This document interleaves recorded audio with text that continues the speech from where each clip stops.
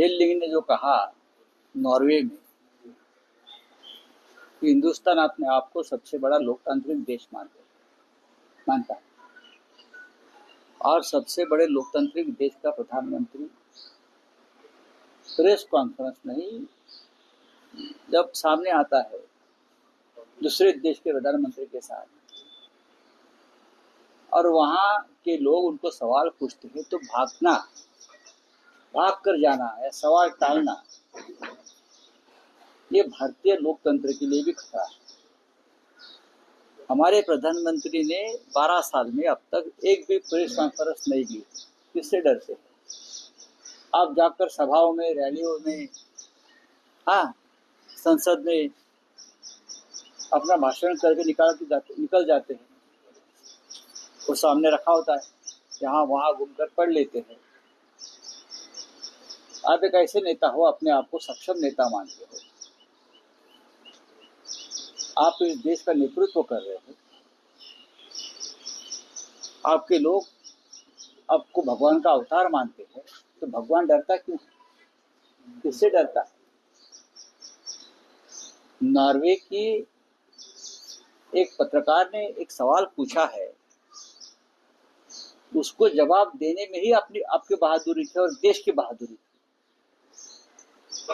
लेकिन आपने शोले में जो गब्बर का डायलॉग है ना, गब्बर का नाम मिट्टी में मिला दिया, आपने देश का नाम मिट्टी में मिला दिया। ये गलत है। तो विदेश आप जाते क्यों हैं? अगर किसी सवाल का जवाब वहां के लोग पूछते हैं, कुछ जानकारी चाहिए, तो आपने उनसे कम्युनिकेट करना चाहिए। इंदिरा गांधी ने 42 साल पहले, 42 ईयर्स पहले नॉर्वे जाकर वहां के प्रधानमंत्री के साथ प्रेस कॉन्फ्रेंस ली थी। पंडित नेहरू अमेरिका में जाकर पत्रकारों से बातचीत करते थे, बड़े बड़े प्रेस कॉन्फ्रेंस करते थे। लेकिन 12 साल में ना देश में ना विदेश में ये देश के प्रधानमंत्री सिर्फ घूमने जाते हैं, फोटो निकालते हैं, वहां के नेताओं के साथ गले मिलते हैं सिर्फ, और वहां से निकल आते हैं।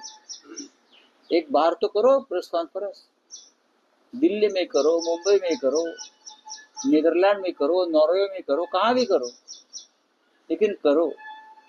प्रधानमंत्री पद छोड़ने से पहले या छूटने से पहले एक बार तो पत्रकारों से खुले दिल से बात करो। हेल लिंक का अकाउंट क्या किया? ब्लॉक कर दिया। क्यों? सवाल पूछ लिया इसने।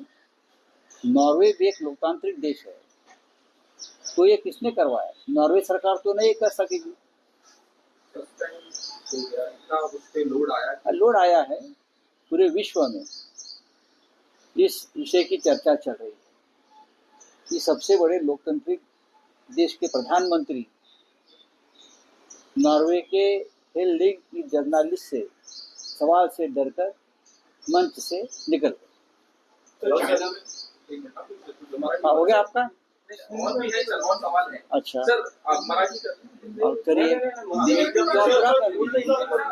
आज केमिस्ट एसोसिएशन वाले हैं वो हड़ताल पे हैं। कल जो ट्रांसपोर्ट एसोसिएशन वाले हैं वो हड़ताल पे जाएंगे। जो माहौल है देश में, हाँ, देश का माहौल है, उसका ऊपर भी सवाल पूछेंगे तो हमको देशद्रोही माना जाएगा। केमिस्ट एसोसिएशन, ट्रांसपोर्ट वाले, हाँ, और भी बहुत से लोग हैं जो हड़ताल करना चाहते हैं। ज्वेलरी वाले, गोल्ड वाले, सभी लोग। तो क्या प्रधानमंत्री उसके ऊपर जवाब देंगे उसके सवालों का? या राज्य के मुख्यमंत्री यहाँ के? कोई नहीं जवाब देगा। जनता को ही अपनी लड़ाई खुद लड़नी है, बस। सर, उप मुख्यमंत्री एकनाथ शिंदे आज दिल्ली गए हैं। वैसे हमेशा चार्टर प्लेन से जाते हैं, आज फ्लाइट से, जो नॉर्मल फ्लाइट है उससे। नॉर्मल फ्लाइट पूरा बुक किया होगा। नॉर्मल फ्लाइट कोई चार्टर फ्लाइट बनाया होगा ये लोगों ने। ये लोग कुछ भी कर सकते हैं, कितना पैसा उनके पास है, ये लोग कुछ भी कर सकते हैं।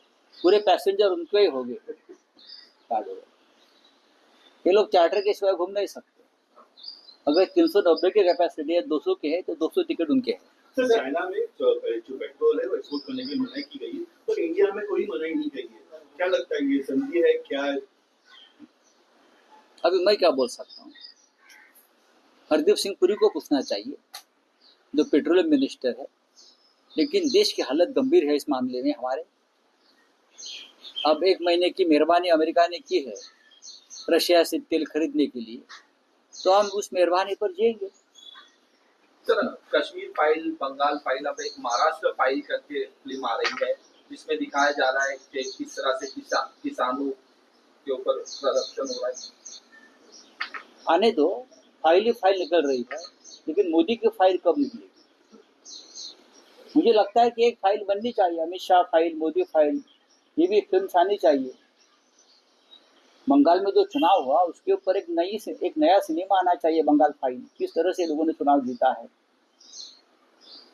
महाराष्ट्र में सबसे ज्यादा किसान आत्महत्या कर रहे, क्या उस फाइल में सब आ जाएगा क्यों किसान आत्महत्या कर रहे? महाराष्ट्र की सरकार किस तरह से बनाई गई, महाराष्ट्र में किस तरह से सरकार बनाने के लिए जोड़ तोड़ पैसे का खेल हुआ, हाँ, सुप्रीम कोर्ट का इस्तेमाल हुआ, चुनाव आयोग का इस्तेमाल हुआ, ये फाइल में ये सब आ जाएगा, फिल्म में आएगा तो हम स्वागत करेंगे। राव साहेब, मराठी प्रश्न आहे की काल नॉर्वेमध्ये भारताच्या पंतप्रधानांचे एक वेगळं रूप अख्ख्या जगाने पाहिलं।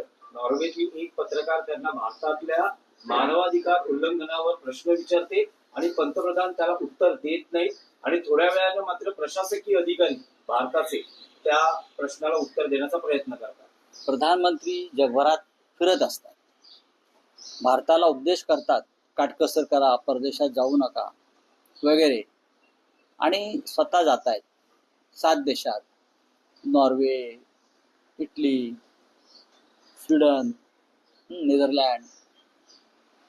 तुम्ही गेलेला आहात तिथे आणि तिकडल्या पत्रकारांनी तुम्हाला जर काही प्रश्न विचारले तर पळून कशाला जातात?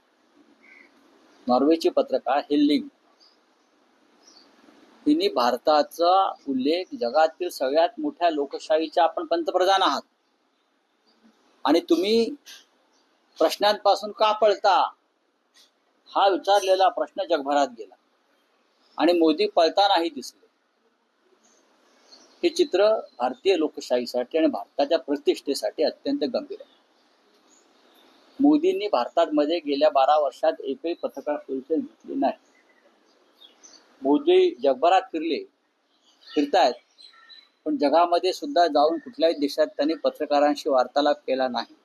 मग तुम्ही जाताय कशाला? लोकांच्या प्रश्नांना तुम्ही उत्तर देणार नसाल जगभरात, या देशातली लोकशाही अत्यंत संकटात आहे हे जगाला माहिती आहे। भारतामध्ये मानवी अधिकारांचं उल्लंघन सर्व राज्यामध्ये होत आहे, गुजरातसह। गुजरातच्या तुरुंगात किती निरपराध लोक अडकून पडले ते पहा, संजीव भट, काय संबंध आहे त्यांचा, हा, किंवा दिल्लीच्या तुरुंगात, तिहारच्या तुरुंगात, सर्वत्र। परवा ज्या पद्धतीनं संजीव अरोरांना अटक केली, आपचे एक मंत्री, काय त्यांच्यावर गुन्हे आहेत? परवा अहमद बुहारी नावाचे एक उद्योगपती, यांची 3-3.5 वर्षानंतर सुटका झाली तुरुंगातून, मनी लॉन्ड्रिंगच्या प्रकरणात त्यांना अटक केलं होतं। ते एनर्जी उद्योगात आहेत, त्यांची कंपनी तुरुंगात गेल्यावर कोणी घेतली? गौतम अडाणीनं त्याचा ताबा घेतला। म्हणजे ईडीचा वापर तुम्ही अशा पद्धतीनं करताय, गौतम अडाणीचा फायदा व्हावा यासाठी। हे मानवी अधिकाराचं उल्लंघन आहे। 3.5 वर्ष अहमद बुहारी तुरुंगात राहिले, हे मानवी अधिकाराचं उल्लंघन आहे। त्याच्यावरती प्रश्न विचारणं हा राष्ट्रद्रोह ठरतो आहे। नाही, पण राऊत साहेब, हा प्रकार कुठे घडतो जिथे नॉर्वे प्रेस फ्रीडम मध्ये क्रमांक 1 आपण 157, भारत 157, आपण भारत 157व्या क्रमांकावर का गेला, याला जबाबदार नरेंद्र मोदी आहे। एकेकाळी भारत अभिव्यक्ती स्वातंत्र्याच्या क्षेत्रात वरच्या स्थानावर होता। Freedom of press, freedom of expression, सर्व काही स्वातंत्र्य सगळ्या बाबतीत, बोलण्याचं, लिहिण्याचं, ऐकण्याचं, सभा घेण्याचं।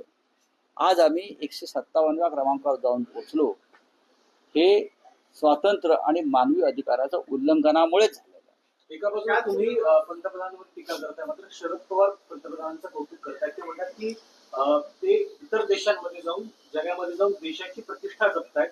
या बाबतीत राजकीय मतभेद असू नये. मी सहमत नाही, आम्ही सहमत नाही.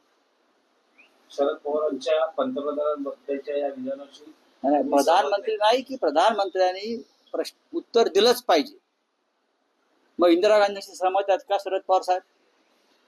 इंदिरा गांधी परदेशात जाऊन, मनमोहन सिंग परदेशात जाऊन, नरसिंहराव परदेशात जाऊन, पवार साहेब तर सरकारमध्ये होते. राजीव गांधी परदेशात जाऊन मीडियाशी बोलत होते, प्रश्नांना उत्तर देण्यापासून पळत नव्हते. 12 वर्ष मोदी का पळतायत हाच प्रश्न आहे ना. याचा अर्थ तुमच्याकडे तुम्ही सत्यापासून पळताय, तुम्हाला काहीतरी लपवायचं आहे आणि ज्यांना लपवायचं आहे तेच पळतात. त्याच्यामुळे त्याच्यावर देशभरात जे डिबेट सुरू आहे ते डिबेट ह्याच पद्धतीचं आहे की प्रधानमंत्र्यांनी अशा पद्धतीनं पळून जाणं हे देशाच्या प्रतिष्ठेला, थांबा ना तुम्ही, शिष्टाचार. एक प्रश्न विचारताय, निदान तुम्ही वळा तिकडे, त्या मुलीला सांगा तुझ्या प्रश्नांची उत्तरं मी देतो, नंतर देतो, प्रश्न लिहून पाठव, मी उत्तर पाठवतो. पण हे सौजन्य नाही. भारत हा सौजन्यशील देश. परंतु शरद पवारांच्या भूमिकेशी तुम्ही सहमत नाही. बघा, हा विषय शरद पवार साहेबांचा नाहीये. हा विषय नरेंद्र मोदींचा आहे. मी नरेंद्र मोदींच्या मताशी किंवा त्यांच्या भूमिकेशी अजिबात सहमत नाही.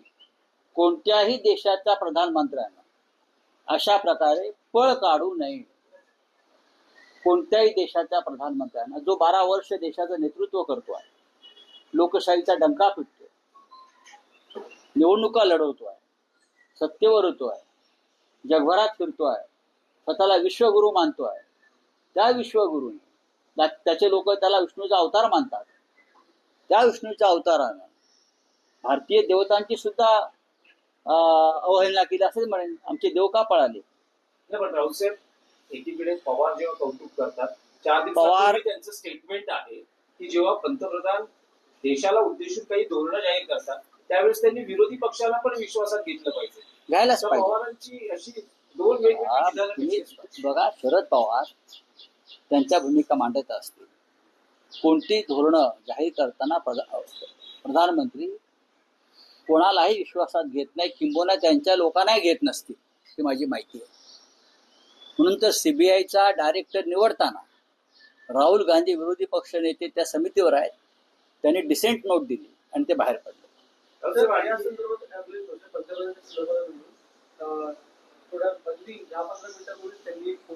कोणी?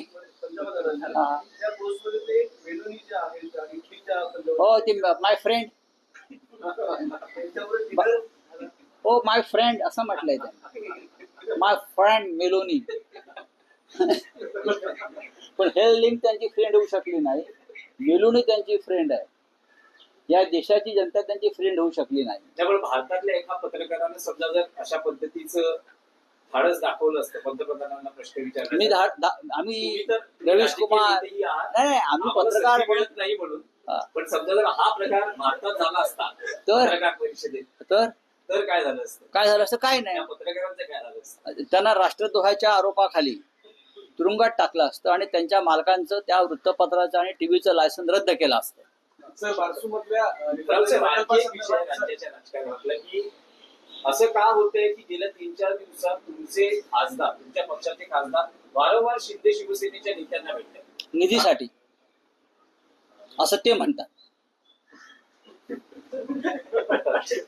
निधीसाठी, रस्ते, पाणी, दिवाबत्ती, बरं का, हा, पाऊस, शेतकऱ्यांना मदत, कर्जमाफी, समृद्धी महामार्ग, शक्तीपीठ महामार्ग, अशा अनेक प्रश्नांसाठी ते भेटतात असं ते सांगतात. त्याची कल्पना दिली जाते का? त्यांना माहिती आहे, ते पक्षाचे प्रमुख आहेत. पण ज्या पद्धतीने सगळे खासदार भेटतायत, सगळे नाहीत, सगळे नाहीत.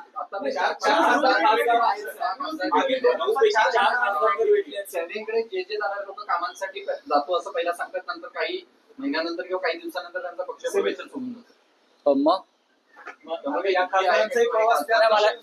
मला तसं वाटत नाही. रावसाहेब, आणखी एक वेगळा विषय आहे की तुम्ही अनेकदा असं म्हणता की शिंदेचा पक्ष किंवा अजित पवारांचा पक्ष हा मोदी शहा फडणवीसांचा पक्ष. अलीकडच्या काळात असं एनसीपीतलं जे अंतर्गत नाट्य आहे, वारंवार एनसीपीचे पण मी तुम्हाला फडणवीसांना भेटायला जातात. हे तुम्हाला मी अनेकदा वारंवार यापूर्वी सांगितलेलं आहे. हे दोन्ही पक्ष अमित शहाचे आहेत. हे दोन्ही पक्ष अमित शहा, त्यांचं भविष्य अमित शहाच्या हातामध्ये. आता गरज आहे म्हणून त्याने आपल्या सोबत ठेवलेलं आहे. पण भविष्यामध्ये दोन्ही पक्ष फोडले जातील आणि हे दोन्ही पक्ष भाजपात मध्ये विलीन केले जातील.